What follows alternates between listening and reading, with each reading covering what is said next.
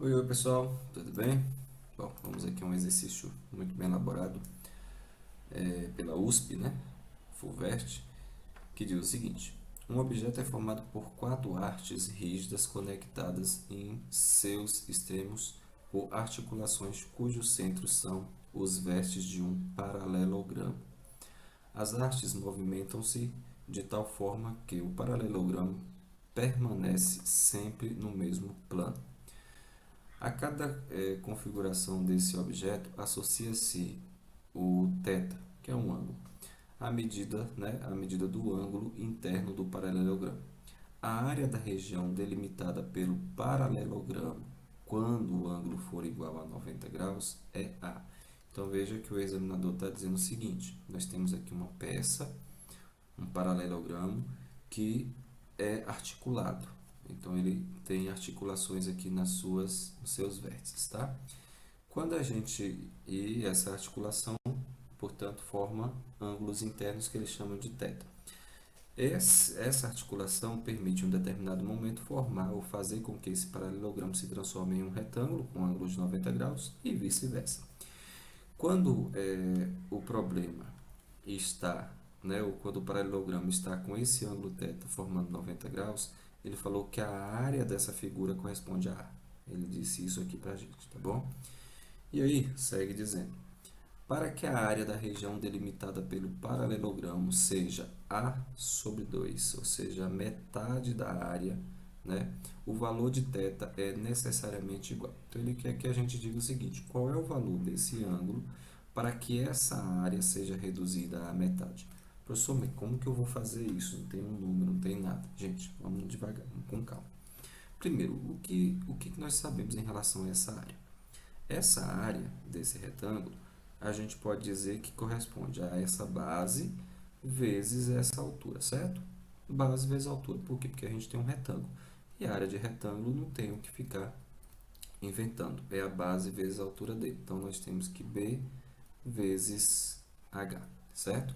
O problema é que quando a gente tem a deformação desse retângulo em um paralelogramo, essa altura original dele, né, que nós chamamos ali de H, ela foi reduzida. Então, a minha nova altura agora vai ser esse ponto, né, desse ponto aqui, ó, a gente pode pegar desse ponto, não tem problema, ou de qualquer outra região aqui desse segmento, e traçar um segmento aqui formando um ângulo de 90 graus. Então, a altura da minha figura agora vai ser essa menor, ou seja, nós vamos ter uma altura menor do que a outra. Só que a base continua a mesma, essa base aqui continua a mesma, Bzão, tá? E como que nós vamos fazer para calcular a área de um paralelogramo?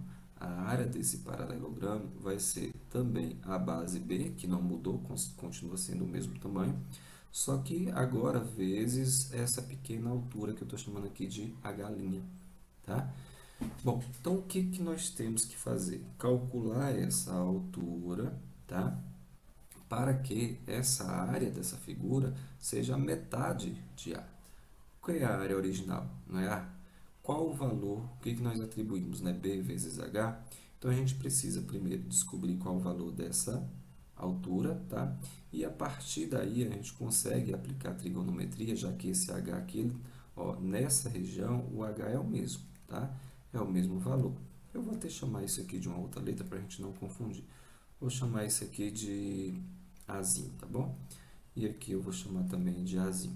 Então veja o que que nós estamos pensando. Se eu descubro quem é o valor de Azinho, ainda que em função das outras letras conhecidas, a gente vai ter condição de achar o valor desse ângulo. Professor, isso está muito confuso. Então vamos com calma. Primeiro, quem vai ser esse Azinho? Veja que essa área ela vai ser a metade da área original. Então essa área aqui do nosso paralelogramo vai ser A dividido por 2, ou seja, A sobre 2.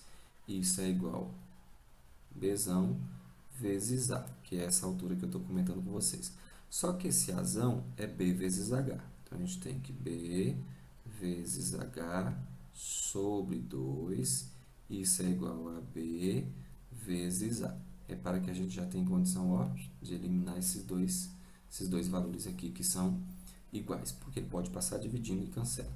Então, chegamos a uma conclusão que é a seguinte, ó, que esse A é h sobre 2, ou seja, a altura, essa altura aqui, ó, ela corresponde àquela altura original dividido por 2.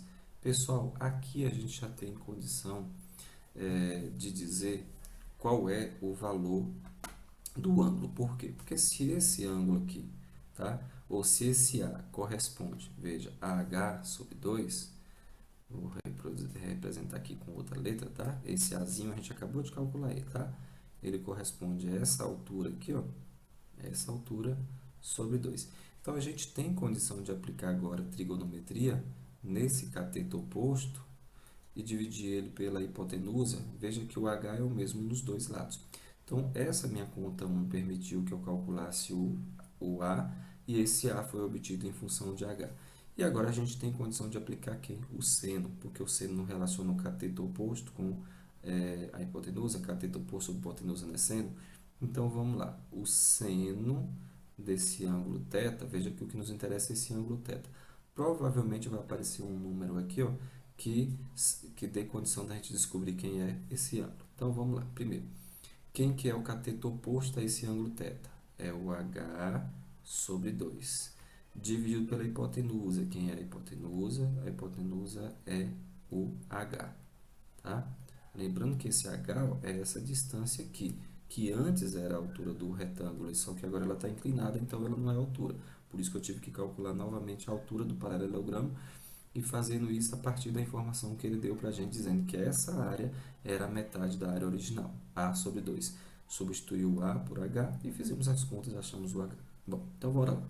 Aqui a gente tem uma divisão de duas frações, e a gente sabe que divisão de fração conserva a primeira e inverte a segunda. Então, o seno desse ângulo θ vai ser o seguinte. Vamos conservar a primeira, que é H sobre 2, e vamos inverter a segunda, o 1 sobe e o H desce. Então, vai ficar 1 sobre H. Olha que moleza. Esse H vai simplificar aqui embaixo, porque está multiplicando, né? H vezes 1 dá H, dividido por H dá 1. Conclusão, temos que o seno desse ângulo corresponde a 1 sobre 2. E aí você tem que lembrar o seguinte, qual é o valor, né? Qual é o ângulo θ, que é isso aqui que nos interessa, foi isso que o examinador perguntou, tá? Qual é o valor desse ângulo θ, ou qual deve ser o valor desse ângulo para que o seno dele seja igual a 1 sobre 2? Professor, quem é que tem o seno igual a 1 sobre 2? É o ângulo de 30 graus. Eu lembro que o seno de 30 é 1 sobre 2. Então, a gente acabou de descobrir que esse ângulo θ aqui ó, corresponde a 30 graus. Portanto, letra C, né? Letra C, professor, nossa resposta. Tudo bem, pessoal? Questão muito interessante aí, que envolveu 2, 3 raciocínios, mas do ponto de vista do cálculo, bem tranquilo.